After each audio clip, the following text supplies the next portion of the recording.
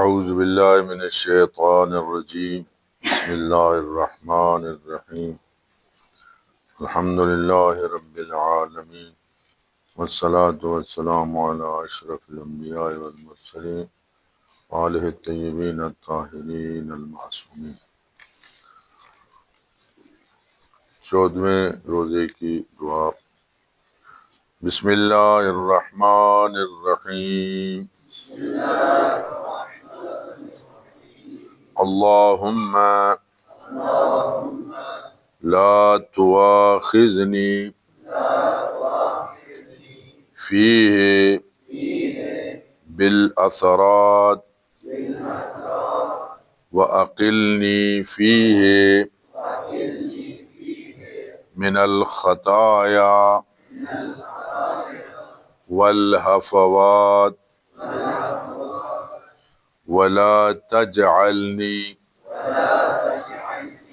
فیہ غرضا للبلایا والآفات بعزتک یا عز المسلمین۔ اے میرے معبود، آج کے دن میری لغزشوں پر میرا مواخذہ نہ فرما۔ اس دن میں میری خطاؤں اور فضول باتوں سے درگزر فرما۔ اس دن میں یعنی آج کے دن مجھے بلاؤں اور آفات کا نشانہ نہ بنا۔ اپنی عزت کے صدقے اے مسلمانوں کی عزت، صلوات بر محمد وآل بیت محمد۔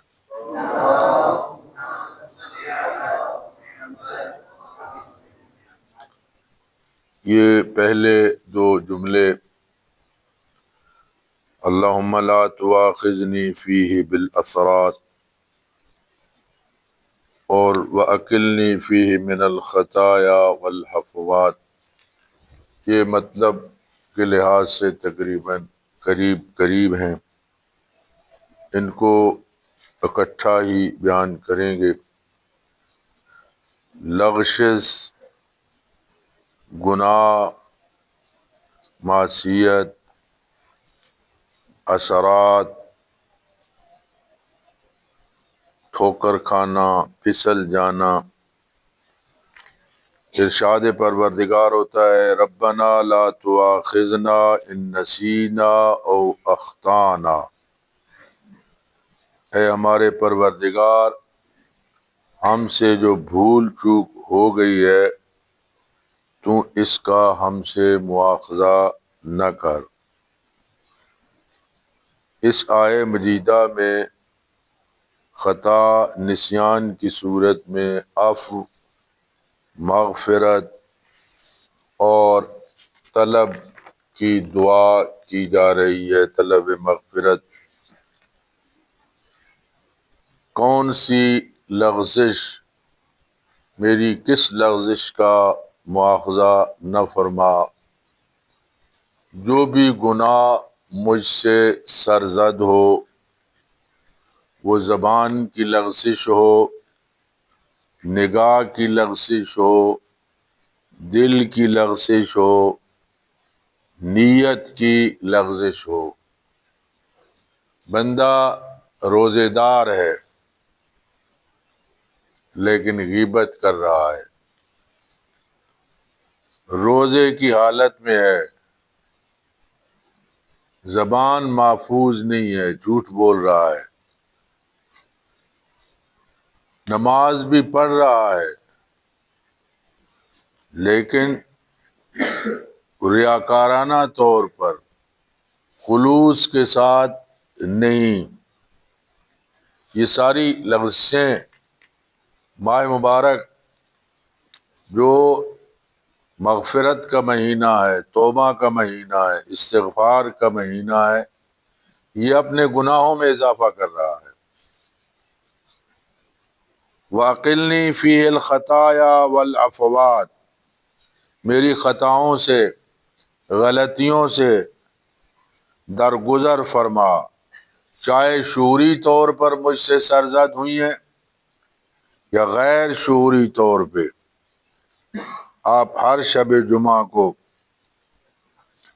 دعائے کمیل میں پڑھتے ہیں وَأَقِلْنِي أَثْرَتِي وَاغْفِرْ ذَلَّتِي، میری خطائیں معاف فرما، میری لغزش کو بخش دے اور معاف کر دے۔ صحیفہ سجادیہ میں دعائے توبہ کا اقتباس تھوڑا سا میں نے یہاں عرض کروں گا، لیکن تاکید کروں گا کہ دعائے توبہ کو ضرور پڑھیں۔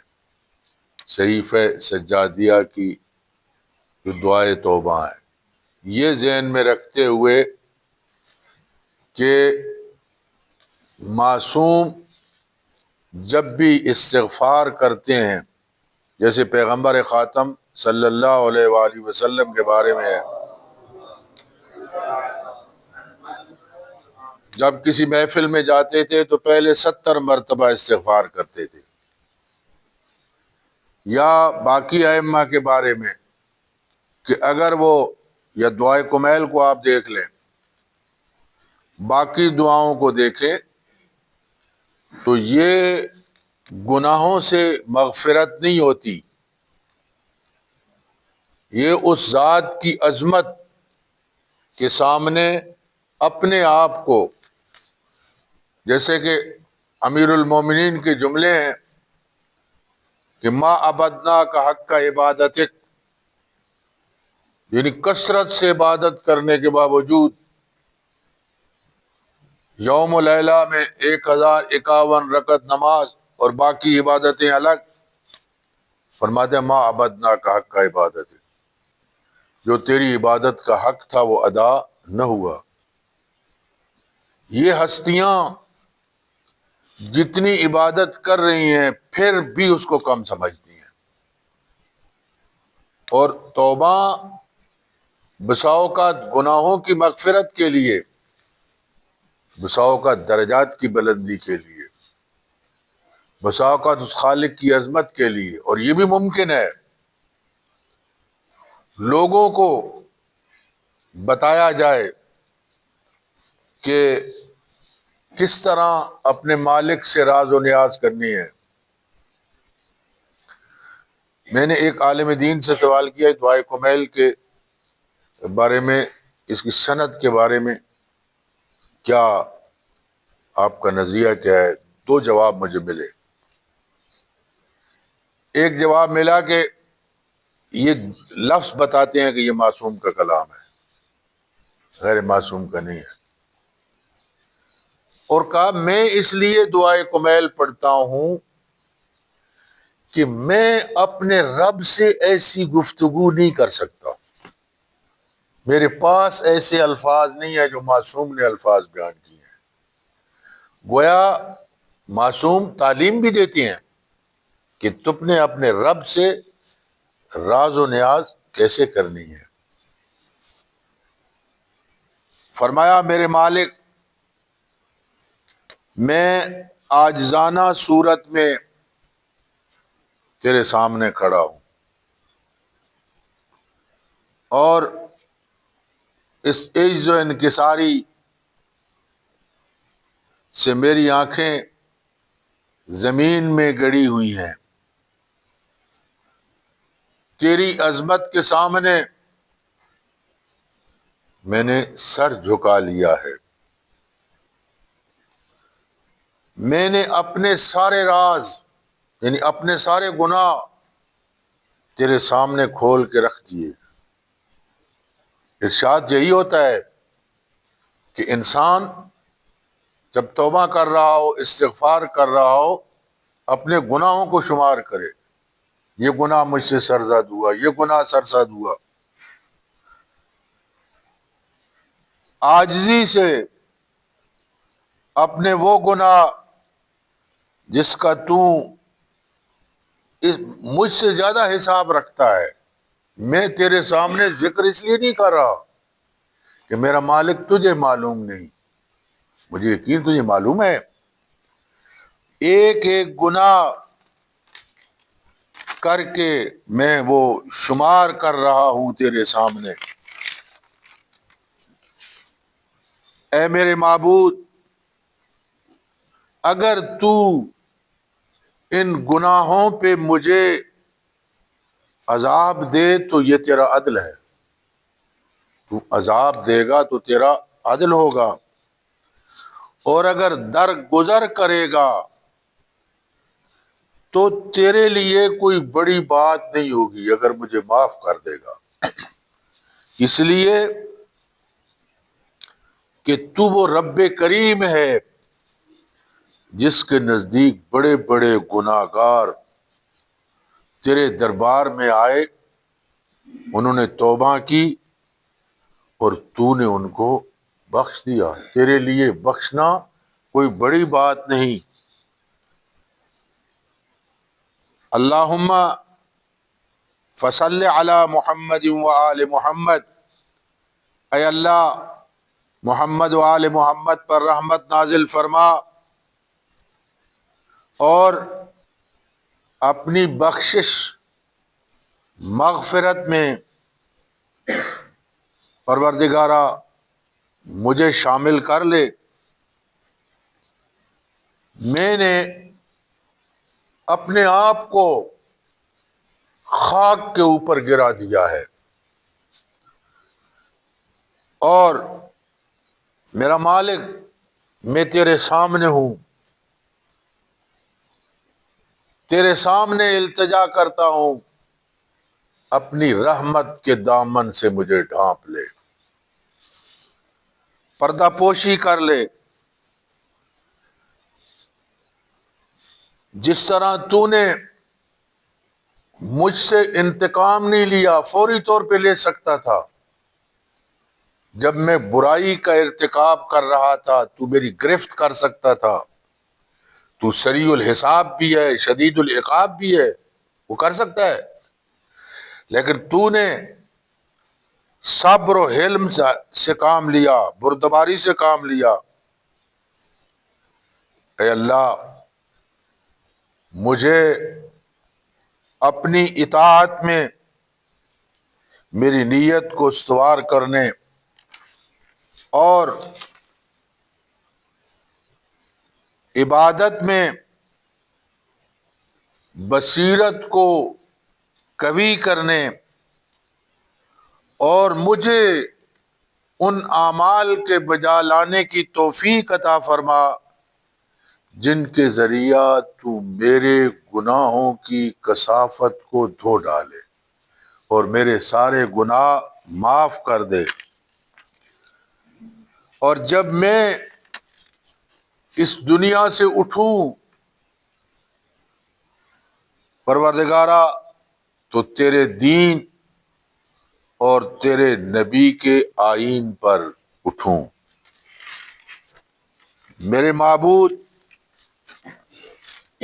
اس مقام پہ میں اپنے بڑے اور چھوٹے گناہوں، پوشیدہ اور آشکار معصیتوں اور لغزیوں سے توبہ کرتا ہوں، اس شخص کی سی توبہ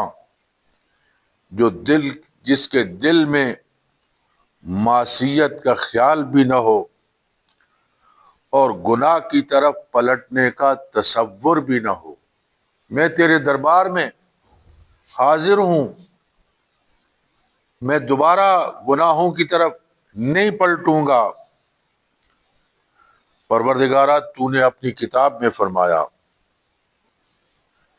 کہ تو بندوں کی توبہ کو قبول کرتا ہے، گناہوں کو معاف کرتا ہے، اور تو توبہ کرنے والے کو دوست رکھتا ہے۔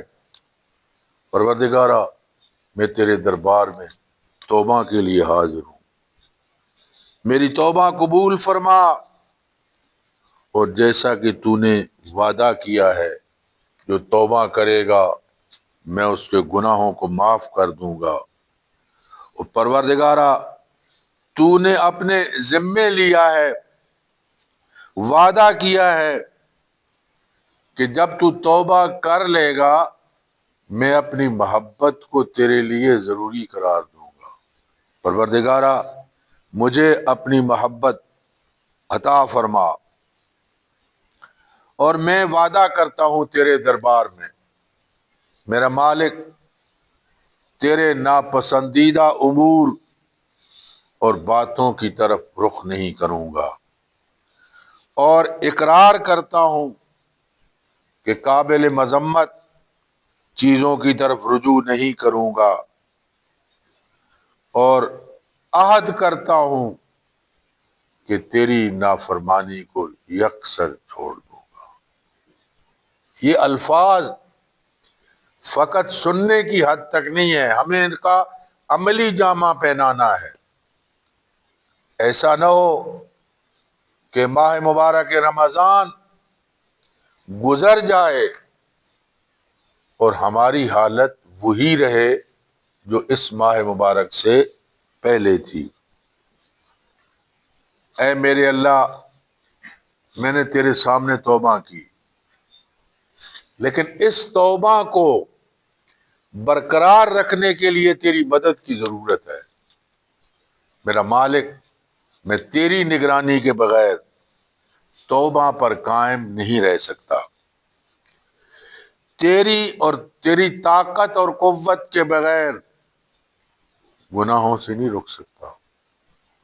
اگر تیری ذات کی توفیق میرے شامل حال نہ ہو،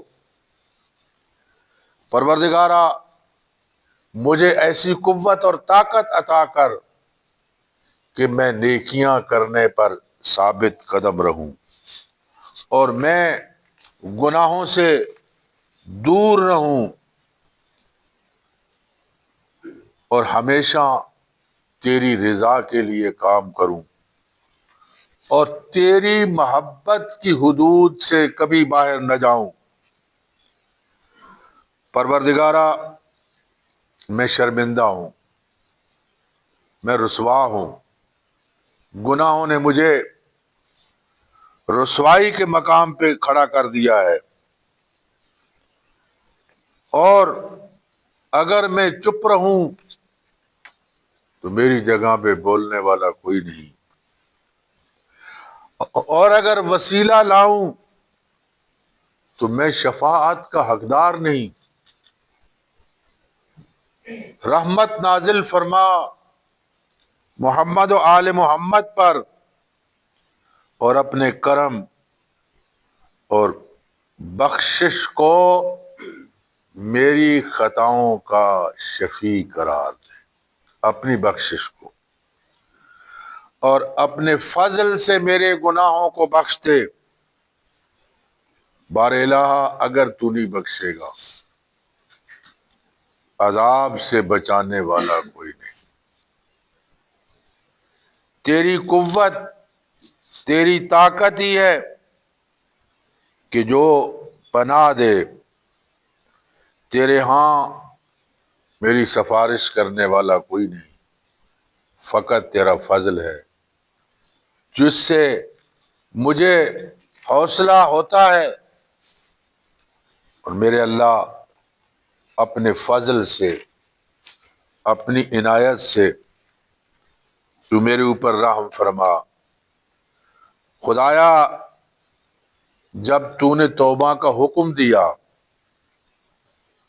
اور ساتھ ساتھ توبہ قبول کرنے کا وعدہ کیا، اور دعا کا حکم دے کے قبولیت کا وعدہ کیا،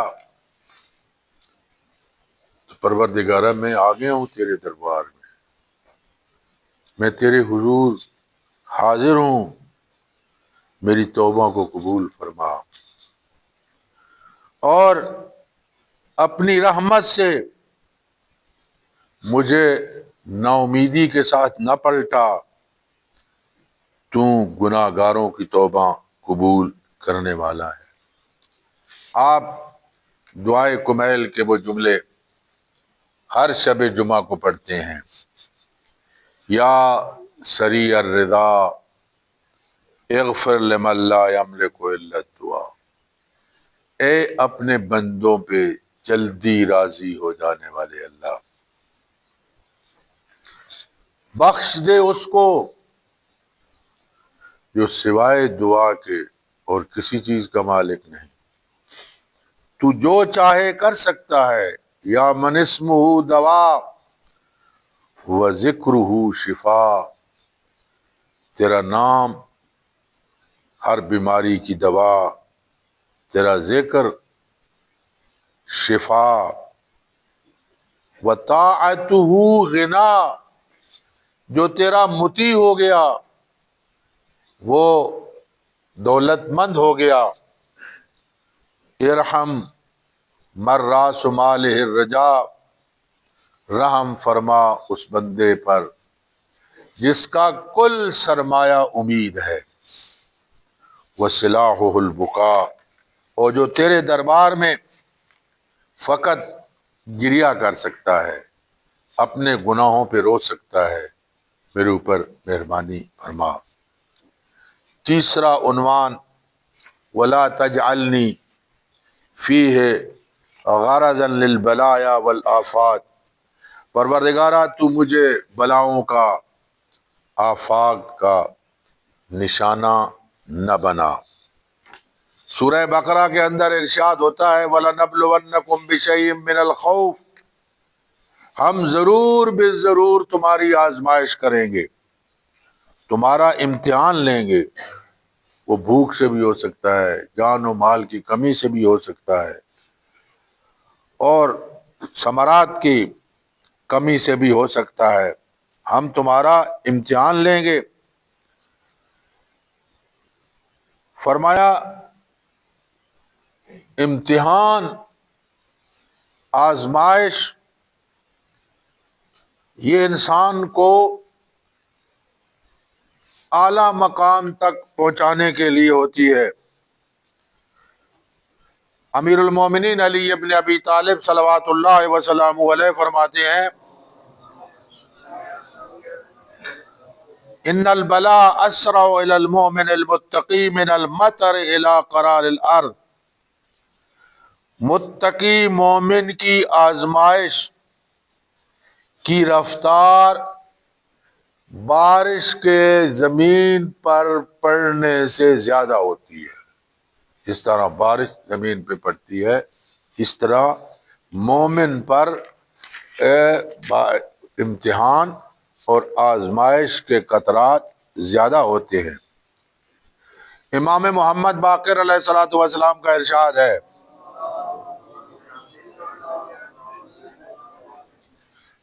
آزمائش، امتحان مومن کے لیے ایک تحفہ ہے اللہ کی طرف سے۔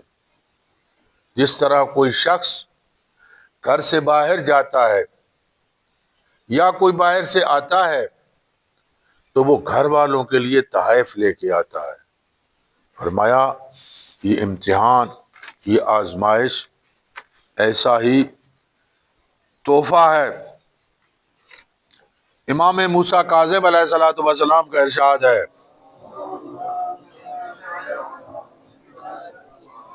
تم اس وقت تک ہرگز مومن نہیں ہو سکتے جب تک آزمائش اور تن آسانی کو مصیبت نہیں سمجھو گے۔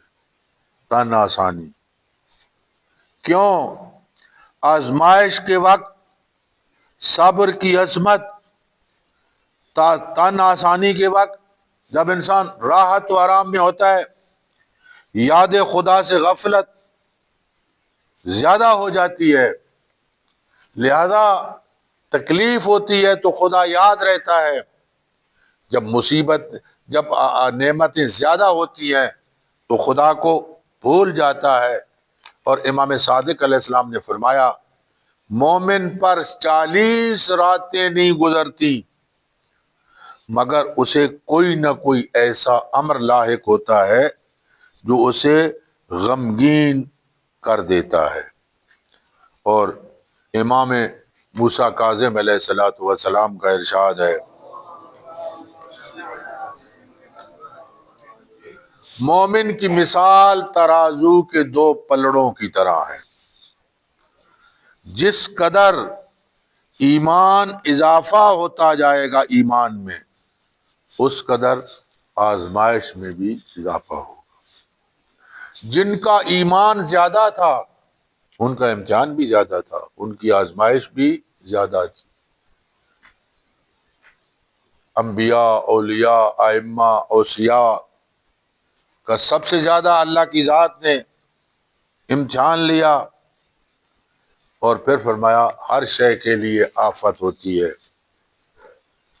علم کی آفت نسیان ہے، عبادت کی آفت ریاکاری ہے، عقل مندی کی آفت خود پسندی ہے، شرافت کی آفت تکبر ہے، سخاوت کی آفت فضول خرچی ہے، حیا کی آفت کمزوری ہے، حلم کی آفت ذلت ہے، طاقت کی آفت بد زبانی اور بد عملی ہے، ایمان کی آفت شرک ہے، یقین کی آفت شک ہے، دین کی آفت بدگمانی ہے، اطاعت کی آفت نافرمانی ہے۔ تمام آفتوں سے بڑھ کر فرمایا سب سے بڑی آفت انسان کا لذتوں میں کھو جانا ہے اور اپنے مالک سے دور ہو جانا ہے۔ چوتھا اور آخری عنوان بعزت کا یا عز المسلمین، اپنی عزت کے صدقے میں پروردگارہ اس دعا کو قبول فرما۔ وَلِلَّهِ الْعِزَّةُ وَلِرَسُولِهِ وَلِلْمُؤْمِنِينَ، عزت اللہ کے لیے ہے، اس کے رسول کے لیے ہے اور مومنین کے لیے ہے۔ مولا متقیان اپنی مناجات میں فرماتے ہیں الہی کفا بی عزا ان اکون لک عبدا، علی کی عزت کے لیے اتنا کافی ہے کہ علی تیرا بندہ ہے۔ کفا بی فخرا ان تکون لی ربا، اور میرے لیے یہ فخر کم ہے کہ تو میرا رب ہے۔ حضرت امام صادق علیہ الصلوۃ والسلام فرماتے ہیں